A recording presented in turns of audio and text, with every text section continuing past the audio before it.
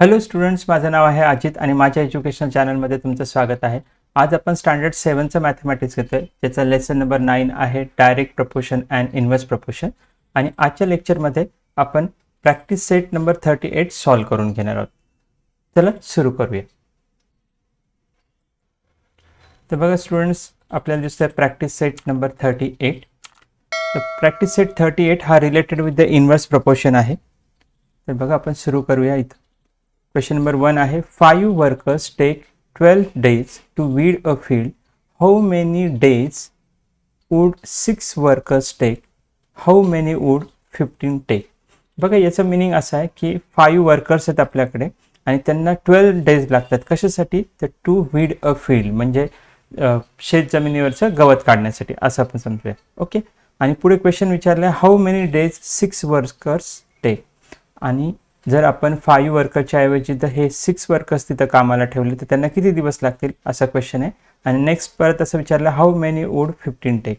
आणि परत 5 वर्करच्या ठिकाणी तुम्ही 15 वर्कर्स ठेवले तर त्यांना किती दिवस लागतील असं विचारलेलं आहे. तर बघा प्रॉब्लेम वाचल्यावर आपण आधी चेक करायचं इथं कुठल्या अशा 2 गोष्टी दिल्या आहेत ज्याच्याबद्दल आपल्याला तिथं रिलेशन दिलं आणि त्याच्याच बाबतीत विचारलेलं आहे. तर ते जर बघितलं तर आपल्याला दिसतं एक वर्कर्स आहे आणि नंतर डेज आहेत. बघा आपण 5 वर्कर्स लावलेत आणि आपल्याला ते 5 वर्कर्स ते काम करण्यासाठी 12 days घेत आहेत. ओके. तर याच्याशीच रिलेटेड पुढे विचारलेलं आहे की 6 वर्कर्स किती दिवस लावतील ते काम करण्यासाठी किंवा 15 वर्कर्स किती दिवस लावतील. ओके. तर हे आपल्याला असंच कॉमन सेन्सची गोष्ट आहे की आपल्याला लगेच कळतं की आपण जर जास्त वर्कर्स लावले तर ते फील्ड क्लिअर करण्यासाठी आपल्याला फार कमी दिवस लागतील. ओके. म्हणजे वर्कर्स वाढवले तर दिवस कमी होतात. याचा मिनिंग असं आहे की त्याच्यामध्ये इन्व्हर्स प्रपोर्शन आहे किंवा इन्व्हर्स रिलेशन आहे. मग आता आपण तसंच मेन्शन करणार आहोत आन्सरमध्ये. बघा आन्सरमध्ये कसं लिहायचं आहे, if the number of workers increases days required to weed a field reduces. बघा आपण ही एक गोष्ट लिहून टाकली तिथं की नंबर ऑफ वर्कर्स जर वाढवले तर days required to weed a field काय होतील, कमी होतील. Therefore, number of workers and days required to weed a field are in inverse proportion. आणि त्याच्यावर आपल्याला लक्षात आलं की समजा जर एक क्वांटिटी वाढवली आणि तर दुसरी क्वांटिटी कमी होते, याचा मिनिंग असं झालं इथं असणाऱ्या ज्या 2 गोष्टी आहेत number of workers and days required ते काय आहेत, इन इन्व्हर्स प्रपोर्शन आहे. हे आधी आपण मेन्शन करून घ्यायचं. तसं आपण मेन्शन केलं आहे. आता आपण प्रॉब्लेम सॉल्व्ह करू. मग याच्यातलं फर्स्ट पार्ट आपण सॉल्व्ह करायला घेतलं. आपण असं अज्युम केलं आहे, let us assume 6 workers required x days. आपल्याला 6 वर्कर्स बाबत विचारलं म्हणून आपण 6 वर्कर्सला एक्स डेज लागतील असं डायरेक्टली अज्युम करून घ्यायचं. आणि मग आपण हा छोटासा टेबल ड्रॉ करणार. इकडे आपण वर्कर्स लिहिले, इकडे डेज लिहिलेत. आपल्याला क्वेश्चन मध्ये जे दिलेलं आहे 5 वर्कर्ससाठी किती डेज लागतात 12 ते लिहिले. आता जो क्वेश्चन विचारला तो 6 डे वर्कर्स बाबत विचारला, त्याला एक्स डेज लागतात म्हणून आपण ते समोर ठेवलेले आहेत. ओके. मग याचं इन्व्हर्स रिलेशनशिप जे आहे किंवा इन्व्हर्स प्रपोर्शन आहे त्याचं रिलेशन कसं मांडायचं किंवा इक्वेशन कसं मांडायचं. तर बघा आपण काय करायचं, हा जो 6 आणि एक्स आहे याचं आपण मल्टिप्लिकेशन करणार आणि त्यानंतर 5 अँड 12 याचं मल्टिप्लिकेशन करणार. ओके. आणि ह्या दोन्ही गोष्टी आपण इक्वेट करणार आहोत. कारण काय, 5 वर्कर्ससाठी 12 डेज लागत आहेत, त्याच प्रपोर्शनमध्ये 6 वर्कर्सला काहीतरी डेज लागणार आहेत म्हणून आपण इक्वल टूचं साईन ठेवलं आहे. म्हणून मी लक्षात ठेवा, आपल्याला दिलेल्या क्वांटिटीज आपण आधी लिहायच्या, नंतर जी क्वांटिटीबाबत विचारलं ते आणि जे आपल्याला फाइंड करायचं आहे एक्स तो आपण ह्या ठिकाणी लिहिणार आहोत. ह्या दोघांचं मल्टिप्लिकेशन आणि ह्या दोघांचं मल्टिप्लिकेशन, ह्या दोघांमध्ये इक्वल टूचं साईन असणार जे मी इथं लिहिलेलं आहे. ओके. मग 6x is equal to 12 into 5 आहे. आपल्याला एक्स फाइंड करायचं आहे, त्यामुळे हा जो 6 इकडे मल्टिप्लाय तो इकडे शिफ्ट केला तर इकडे डिवाइड होईल. सो 5 इंटू 12/6 आहे. हे सॉल्व्ह केल्यावर आन्सर येतं आहे 10. ओके. आणि एक्स डेज होते त्यामुळे हे आन्सर काय आहे, 10 डेज आहे. म्हणून आपण फायनली आन्सर असं लिहिणार, 6 workers require 10 days to weed a field. 6 वर्कर्सला 10 दिवस लागतील किंवा 10 days लागतील टू वीड अ फील्ड. आता आपण ह्याच क्वेश्चनच्या सेकंड पार्टकडे जाऊ. हा सेकंड पार्ट आहे. ओके. इथं आपण नंबर 2 असं करून घेऊ, सब पार्ट. तर याच्यात काय म्हटलं, let us assume 15 workers required Y days. आपल्याला 15 वर्कर्स बाबत पण विचारलं होतं म्हणून आता आपण 15 वर्कर्स साठी किती डेज लागतात ते फाइंड करणार आहोत. मग परत मी टेबल ड्रॉ केला, वर्कर्स आणि डेज लिहिलेलं आहे. तर आपल्याला क्वेश्चन मध्ये जे दिलं होतं की 5 वर्कर्ससाठी 12 डेज लागतात ते लिहिलं आणि नंतर 15 वर्कर्ससाठी वाय डेज लागणार आहेत असं आपण ॲझ्युम केलेलं आहे. मग नेहमीप्रमाणे आपण 15 इंटू वाय करणार आणि 5 इंटू 12 करणार आणि ह्या दोघांना इक्वेट करून टाकणार. बघा मग मी हे इथे लिहिलेलं आहे.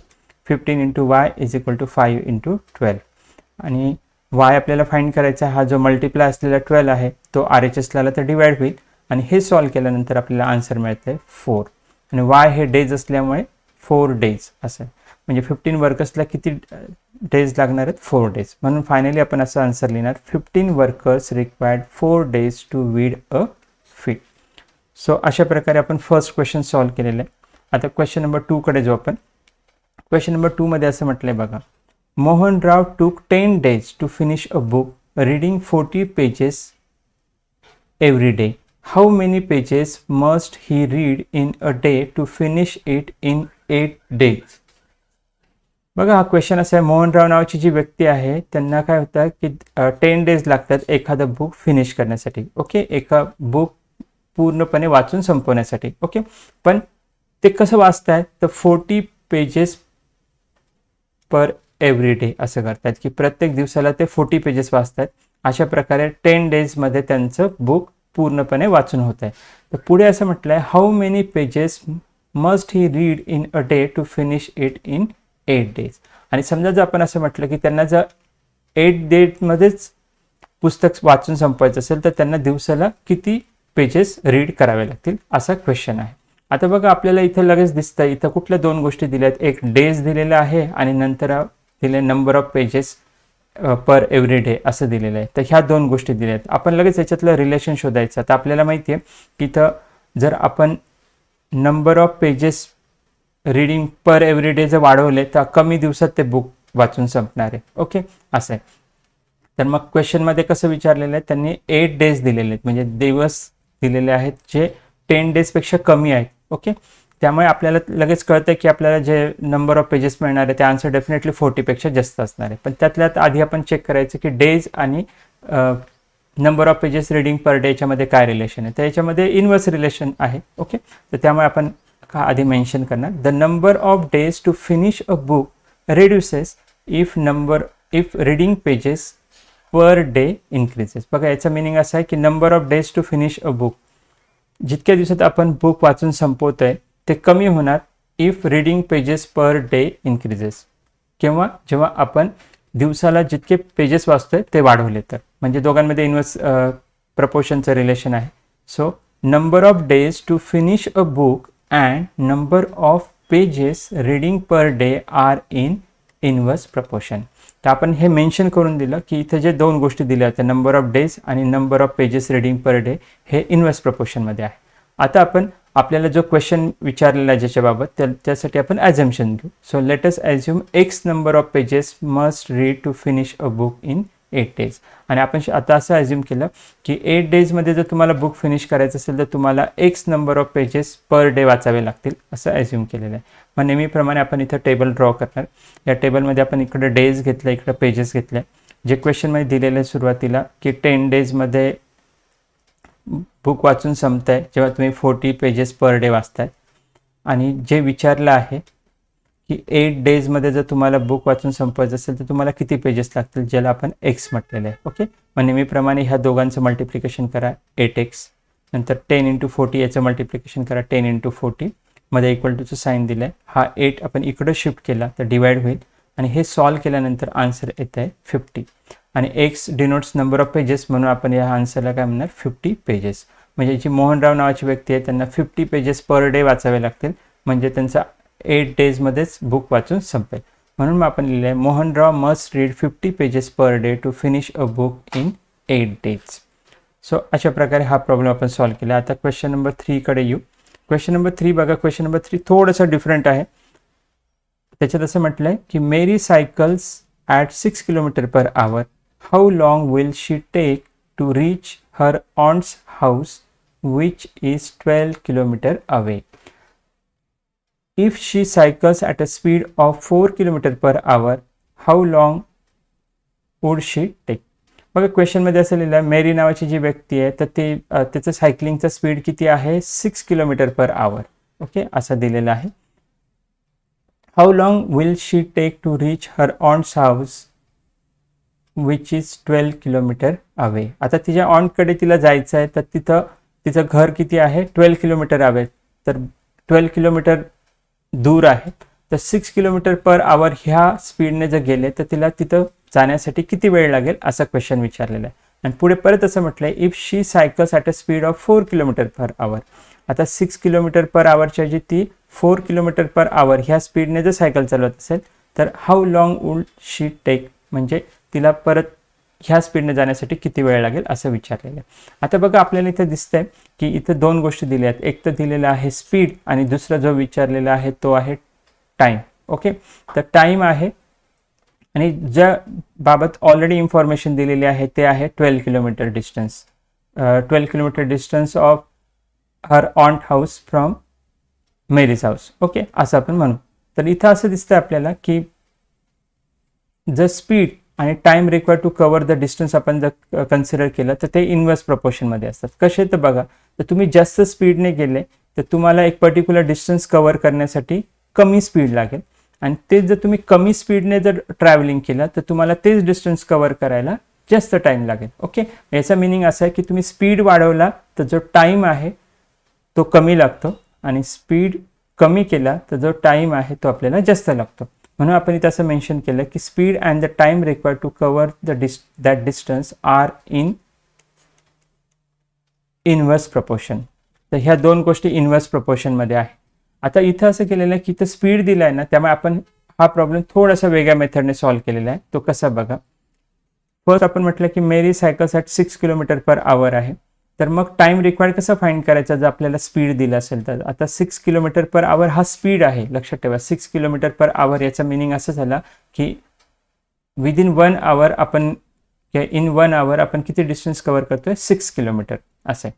सो मग टाइम रिक्वायर्ड आपल्याला फाइंड करायचं असेल तर आपण काय करायचं, total distance divided by speed करायचं. तर टोटल डिस्टन्स जे होतं की distance of her aunt house from Mary's house जे होतं ते 12 किलोमीटर होतं, आणि सुरुवातीला ती किती किलोमीटर पर आवर ह्या स्पीडने गेली ते 6 किलोमीटर पर आवर. तर 12/6 केलं तर आन्सर किती मिळालं आपल्याला, 2 आवर्स. म्हणजे 6 किलोमीटर पर आवर ह्या स्पीडने ती गेली तर आपल्याला 2 आवर्स एवढा वेळ लागणार आहे. म्हणून आपण इथं आन्सर लिहिलं, Mary will take 2 hours when go by 6 kilometre per hour speed. Okay, आणि पुढे आपण तिचा वेगळा स्पीड कन्सिडर केला आहे, Mary cycles at 4 kilometre per hour. कारण आपल्याला परत क्वेश्चन असं विचारला की 4 किलोमीटर पर आवर ह्या स्पीडने गेली तर तिला किती वेळ लागेल. ओके, मग आपण तेच रिलेशन वापरलं, time required is equal to total distance upon speed. Okay, distance तेवढंच आहे 12 किलोमीटर, स्पीड मात्र आता चेंज झालेला आहे 4 किलोमीटर पर आवर. 12/4 केलं तर आन्सर किती येत आहे, 3 आवर्स. म्हणून आपण म्हणणार Mary will take 3 hours when go by 4 kilometre per hour. तर बघा, हा जो प्रॉब्लेम होता हा जरी इन्व्हर्स प्रोपोर्शनचा असला तरी आपण एक बेसिक फॉर्म्युला इथे यूज केलेला आहे. जेव्हा टाइम रिक्वायर्ड फाइंड करायचं असेल तेव्हा डिस्टन्स अपॉन स्पीड केला तरी आपलं काम होऊन जातं. म्हणून आपण ह्या दोघं केसमध्ये डिस्टन्स अपॉन स्पीड केलेलं आहे. ओके, पण याच्यामध्ये इम्पॉर्टंट गोष्ट ही आहे की आपल्याला हे माहिती पाहिजे, स्पीड आणि time required to cover that particular distance are in inverse proportion. तर आता क्वेश्चन नंबर 4 कडे येऊ आपण. क्वेश्चन नंबर 4 मध्ये असं म्हटलंय, the stock of a grain in a government warehouse last 30 days for 4,000 people. How many days will it last for 6,000 people. बघा, stock of grain म्हणजे काय, गव्हर्नमेंटचं जे गोदाम आहे, गव्हर्नमेंट वेअरहाऊस म्हणजे आपण धान्याचं गोदाम असं म्हणूया त्याला, त्याच्यामध्ये जे धान्य आहे ग्रेन. ओके, तर जो धान्याचा साठा आहे ज्याला आपण स्टॉक ऑफ ग्रेन म्हणणार, की तो कसा टिकतोय 30 days. Okay, for 4,000 people. जर त्या पर्टिक्युलर सिटीमध्ये 4,000 people असतील तर तोच जो धान्य साठा आहे, स्टॉक ऑफ ग्रेन आहे, तो किती दिवस टिकतोय, 30 days पर्यंतच यूज होतोय. ओके, पुढे क्वेश्चन विचारला, how many days will it last for 6,000 people. आणि समजा जर आपण असं म्हणूया की ज्यांना आपण ते धान्य प्रोव्हाइड करतोय, जे ग्रेन देतोय, ते जर 6,000 people असेल तर हा जो धान्य साठा आहे, स्टॉक ऑफ ग्रेन आहे, तो किती दिवस पुरेल असा क्वेश्चन आहे. ओके, जर आपण जर इथं व्यवस्थित बघितलं तर इथं दोन गोष्टी दिल्यात. एक तर काय, नंबर ऑफ डेज दिलेले आहेत आणि नंबर ऑफ पीपल दिलेले आहेत. तर आपल्याला माहिती आहे जर नंबर ऑफ पीपल वाढवले तर जो धान्याचा साठा आहे तो कमी दिवस पुरेल, आणि जर आपण नंबर ऑफ पीपल कमी केले तर तो धान्याचा साठा जास्त दिवसासाठी राहील. तर आपल्याला लगेच कळतंय की एक क्वांटिटी डिक्रीज केली तर एक इन्क्रीज होते. ओके, म्हणजे याच्यामध्ये इन्व्हर्स प्रपोर्शनचं रिलेशन आहे, म्हणून आधी आपण ते मेन्शन करणार. If the number of people increases then the number of days for which stock of grain in government warehouse last decreases. Okay, हे आपण आधी मेन्शन केलं की नंबर ऑफ पीपल जर इन्क्रीजेस म्हणजे वाढवले तर number of days for which that stock will last decreases, म्हणून आपण ते कमी होतात असं दिले.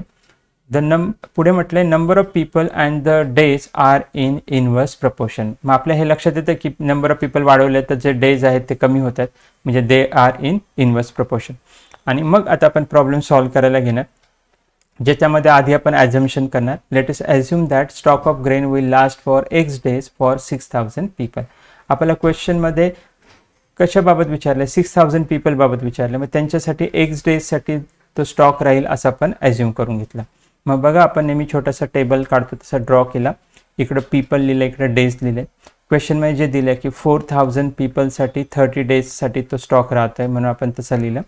आणि पुढे जे विचारलं होतं आपल्याला 6000 पीपलसाठी, त्याच्यासाठी एक्स डेजसाठीच तो स्टॉक पुरेल असं आपण इथे लिहून घेतलेलं आहे. मग आपण नेहमीप्रमाणे सॉल्व्ह करताना काय करणार आहोत, ह्या दोघांचं मल्टिप्लिकेशन करणार, परत ह्या दोघांचं मल्टिप्लिकेशन करणार आणि त्यांना इक्वेट करून टाकणार. मग बघा 6000 इंटू एक्स आपण इकडे लिहिलं इक्वल टू 4000 इंटू 30 आपण राईट हँड साईडला लिहिलं.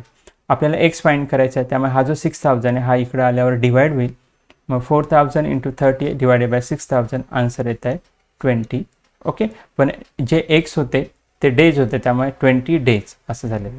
त्यामुळे 6000 पीपलसाठी तो जो स्टॉक ऑफ ग्रेन आहे तो किती दिवस राहील, 20 डेजसाठीच राहील. म्हणून आपण आन्सरमध्ये लिहिलं the stock of grain will last for 20 days for 6000 people. तर अशा प्रकारे हा क्वेश्चन नंबर 4 पण सॉल्व्ह झाला आहे.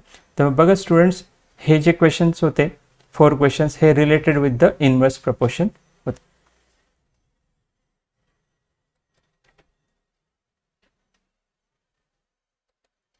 तर स्टुडंट्स, आजचं लेक्चर इथं संपतं आहे. जर तुम्हाला काही डाऊट्स किंवा डिफिकल्टीज असतील तर मला कमेंट सेक्शनमध्ये जरूर विचारा, आणि तुम्ही चॅनलवर नवीन असाल तर चॅनल जरूर सबस्क्राईब करा. जय हिंद, वंदे मातरम.